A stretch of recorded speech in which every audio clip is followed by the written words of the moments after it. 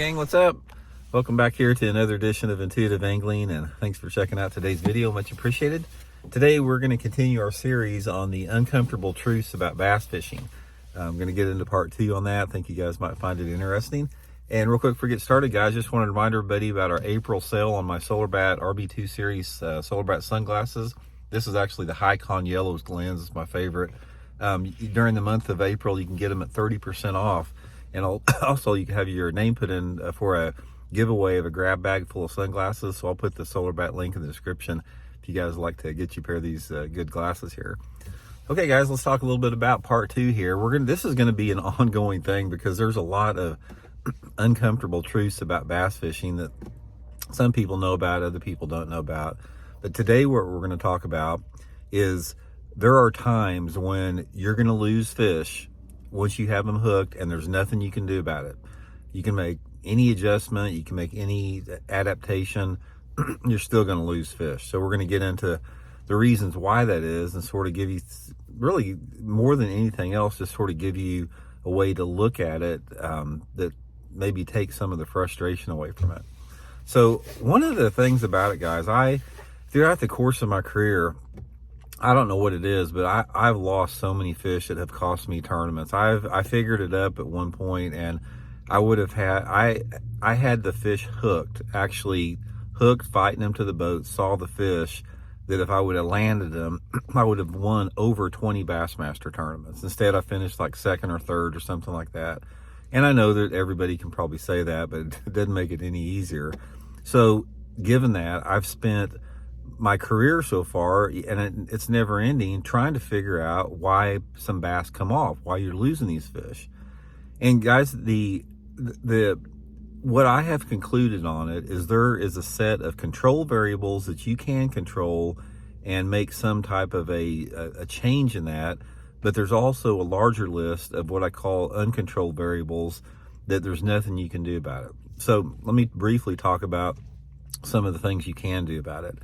And I've done videos on some of this in the past, and we'll talk about it more in the future, but some of the things that you can do to not lose fish if you're losing fish, you can have a change in your hook size and diameter. You can have a change in how you set the hook. You can have a change in the reaction time of how quicker or how long you let the fish move with the bait before you set the hook. You can change rod actions. There's things like that you can change, and it helps out a little bit. But even if you're doing everything right, there are some times, and it's just the uncomfortable truth topic of this video, there's nothing you can do about it, because what happens is you don't have control on how the bass actually bites that lure. And a fish can hit a lure from every direction. Guys, bass bite lures upside down sometimes. They will actually turn upside down and bite a lure. So the way that the hook is positioned in the fish's mouth at the time that you set the hook is an uncontrolled variable, because you don't have any control of that. A lot of times when you set the hook, the fish, it might just get a piece of skin and the fish jumps off. Sometimes when you set the hook, the fish is clamped down so hard on a lure that you set the hook and you don't even penetrate anything. So that fish is fighting with its mouth closed, and all of a sudden it opens its mouth and the lure or the hook just pops right out. From that standpoint, you have no control on actually the position of which that fish strikes the lure. So this ought to give you a sort of a peace of mind a little bit sometimes. If you do lose a bass, don't beat yourself up about it, because there's really nothing you can do about it. Another thing that has an aspect of it is the mood and the personality of a bass about how aggressive the fish is to actually take the bait. Now, let me give you guys an example of what I'm talking here. And this illustrated the point for me many years ago, and I've been able to get reproducible results with this information in that one tournament. I was practicing for a Bassmaster. It was a Bassmaster Invitational maybe either an FLW or Bassmaster Invitational. This has been close to 20 years ago on Table Rock Lake, and it was a March tournament, and I was getting them on a jerk bait. So we had 3 days to practice, and then the tournament started. So the first day of the practice, and I was committed to jerkbait fishing in this tournament. It's like every bass that I hooked and caught, it had all 3 jerkbait hooks. It's like all 3 hooks were in its mouth, like that. Megabass Vision 110. The second day I was out there, I started noticing that most of the fish that I was catching just had, you know, like maybe 2 hooks in it. A couple of them had 3, but most of them just had 2 hooks in it. And the last day of practice, I started noticing almost every single fish that I caught just had 1 hook in it, the back hook in it. What had happened, and then in the tournament, let me get to what happened in the tournament, then I'll explain why. In the tournament, I wound up losing about 25% of the fish that I caught, and every single fish that I caught was hooked with just 1 or 2 barbs by the back hook. After the first day of practice, they'd had all 3 hooks. This is an example of the mood and the personality of the bass changing because of increased fishing pressure. When you have increased fishing pressure in the terms of like louder noise decibels, more boats running around on the water, the fish react to that the same way they do on a bad cold front. They get less active, they get less aggressive, they get more skittish.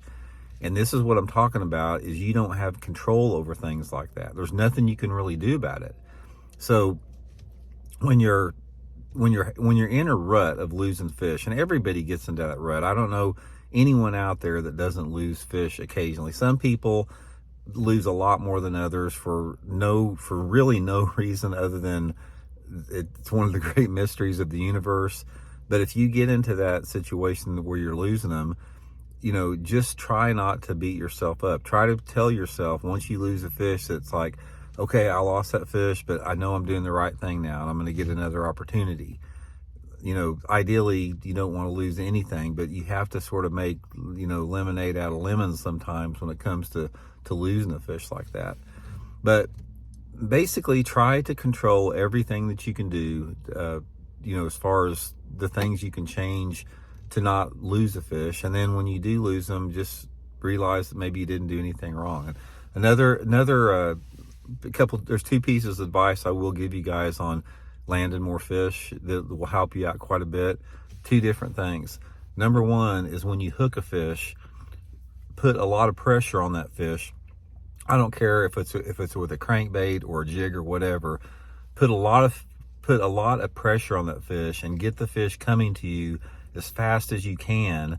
But when the fish gets close to you, back off a little bit, keep your line tight, and try to read the direction of that fish. Don't ever try, if a fish is going this way, don't try to turn him and make him go back the other way. If he's going this way, try to follow him around the boat. You always want to keep the fish moving forward. You're not going to lose as many fish with that.